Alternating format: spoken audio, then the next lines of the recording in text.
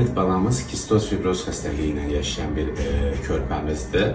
Kistik fibrozis məd-altı vəzi, öd yollarını, qaraciyəri və tənəffüs yollarını zədələyir. Xüsusən də həzm sistemində ciddi problemlər ortaya çıxır. Bəlğəm çox qatı olduğu üçün onu çıxarmaqda çətinliklər olur. Eyni zamanda buna bağlı təkrarlayan tənəffüs yolu infeksiyaları, ağır bronxit və pnevmoniyalar rast gəlinir. Bu uşaqlarda qanda natrium dəyərləri ciddi şəkildə aşağı düşə bilər. Bu natrium dəyərinin ciddi şəkildə aşağı düşməsi və eyni zamanda bunun sürətli şəkildə yüksəldilməsi beyində qalıcı zədələrə səbəb ola bilər. Hər xəstəlikdə olduğu kimi bu xəstəlikdə də peyvəndlər həyat qurtardı. Sadəcə biz tanış olduğumuzda rotavirus peyvəndin vaxtı keçmişdi, onu eləyənmədik. Ciddi bir rotavirus infeksiyası keçirdik və çox şükür çətin də olsa bu infeksiyanı atlatdıq. Bundan sonra nə edirik? Bütün körpələrdə peyvəndləri vaxtında vurdururuq.